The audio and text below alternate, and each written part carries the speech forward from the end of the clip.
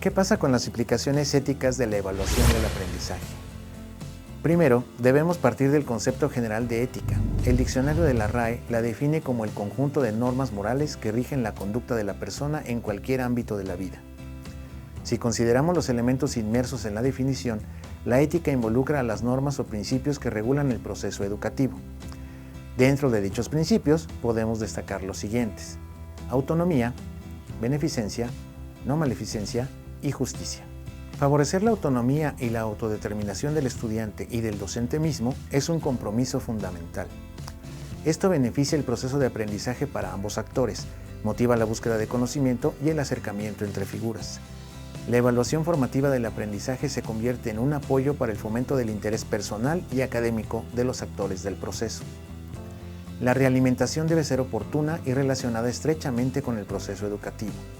Esto a su vez beneficia tanto al estudiante como al docente, debido a que genera un vínculo más estrecho favoreciendo la interacción y el intercambio de opiniones, inquietudes, aciertos y errores que permitan al estudiante evitar cometer los mismos fallos en situaciones similares y al docente al fomentar la calidad de sus argumentos y la vinculación de la evaluación con el currículo.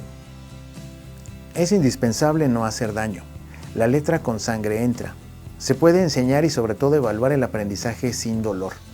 La realimentación a los estudiantes implica hacerles ver sus fallos y reflexionar en los motivos de estos, pero no debe hacerse burla de ellos y mucho menos emplearlos como un medio punitivo en el estudiante. El proceso de enseñanza debe encaminarse a la transmisión del conocimiento. La evaluación del y para el aprendizaje debe incluir esta parte de apoyo hacia el proceso de aprendizaje mismo y debe siempre de practicar una evaluación justa. La justicia en la evaluación implica igualdad para todos los evaluados, con las mismas reglas, explicadas con claridad desde el principio y con los mismos criterios sin importar raza, género, condición socioeconómica o cualquier otra situación particular del estudiante. Esto tiene dos implicaciones. El docente no puede hacer evaluaciones diferentes favoreciendo a algunos y perjudicando a otros. Tampoco puede variar los criterios por motivos personales ni evaluar cosas, conceptos o constructos que no vio en clase. Y por otro lado, el alumno tampoco debe pedir consideraciones especiales, mayores tiempos, menor complejidad o cualquier situación que le permita tener ventaja sobre sus compañeros. Debemos evitar el abuso en el ejercicio de la autoridad por parte del profesor, eliminando la agresión verbal, la humillación pública, la amenaza de bajas calificaciones, las tareas asignadas como castigo o, peor aún, usurpar el crédito del trabajo estudiantil. Es esencial respetar la dignidad del estudiante. También hay que considerar que en la relación estudiante-estudiante existen implicaciones que repercuten en el proceso de enseñanza y en la evaluación. Los estudiantes se supervisan y se apoyan para bien o para mal. En ocasiones no se delatan si alguien procede de forma inadecuada, por ejemplo al copiar durante un examen, y se mantienen al margen y evitando comentarios. El respeto a la individualidad es importante, pero también el adecuado manejo de normas y límites. Se debe tener respeto hacia el profesor, al estudiante y hacia el proceso mismo de enseñanza y evaluación. En estos tiempos de avance tecnológico y de redes sociales, es posible comunicar prácticamente cualquier cosa en cuestión de segundos. Estados de ánimo, opiniones y noticias son de los temas a los que accedemos varias veces en un día. Sin embargo, junto con esta información, es cada vez más fácil que datos personales o considerados sensibles estén al alcance de todos. En muchos países existen leyes de protección de datos personales que fomentan el resguardo y adecuado manejo de la información.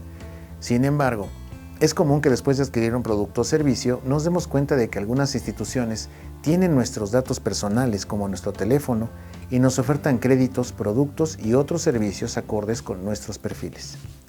Nuestra información académica corre la misma suerte. Los piratas informáticos se las ingenian para conseguir los exámenes, reactivos y temarios y mucha de la información relacionada con las evaluaciones. El número de créditos, las calificaciones de un ciclo escolar, las materias aprobadas y las no aprobadas constituyen información sensible asociada con el alumno que solo él debe conocer y que cada vez está más en riesgo. Si las evaluaciones son de altas consecuencias, difundir el contenido de las mismas o los resultados de los aspirantes por las vías no oficiales generan caos que solo contribuye a desconfiar de las políticas educativas o de los criterios empleados en las evaluaciones. Se deben proteger los datos que permitan identificar a un aspirante o a un alumno en particular. Datos como el nombre, dirección, teléfono, número de cuenta o matrícula, grupo o número de créditos deben protegerse y son considerados por la ley en muchos países como información clasificada. El profesor en el aula también debe proteger la identidad y privacidad de sus alumnos, con la finalidad de evitar descalificaciones públicas, humillaciones o simplemente faltas de respeto que vulneren de alguna u otra forma la integridad de los alumnos. La protección de los datos personales y el acceso a la información comienza en el salón de clases. Recordemos lo que comentamos en el punto anterior. Es esencial respetar la dignidad del estudiante. Finalmente, queda por discutir un aspecto legal, las consecuencias del examen. Estas consecuencias, sobre todo en los exámenes de alto impacto, deben estar sustentadas por toda la evidencia de validez posible desde la construcción del instrumento de medición. Mientras más evidencia de validez exista, más podemos confiar en las inferencias y las decisiones que se tomen con los resultados del examen. Es importante que las reglas sean definidas desde un principio y que el estudiante conozca las consecuencias de aprobar o reprobar con todo el fundamento teórico y metodológico necesario para que una vez que los resultados sean emitidos, la decisión sea irrevocable. No deben existir dudas y, si es el caso, las excepciones deben ser claras en su clasificación y aplicación.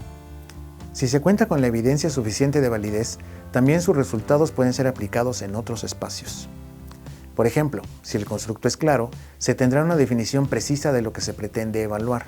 Si esta definición es también consensuada, puede ser aplicada a otras entidades. Esto favorece que se puedan ofrecer estancias de intercambio académico y que profesionales de muchas disciplinas puedan ejercer en otros países. En algunos casos, es necesario hacer ajustes. Sin embargo, si el proceso está bien estructurado, los cambios serán mínimos. Como hemos visto, el proceso de evaluación del y para el aprendizaje es de altas consecuencias. Por ello, siempre debe plantearse de forma sistemática, incluyendo los elementos que vimos a lo largo del curso. Después de este tema, podemos tener claro que como estudiante debes respetar y respetarte durante el proceso de educación, apegarte a las normas y seguir los lineamientos. Como profesor, además debes cuidar la evaluación. Sin tu participación, sea cual sea tu papel, el proceso no tendrá los resultados que esperas. Muchas gracias y hasta pronto.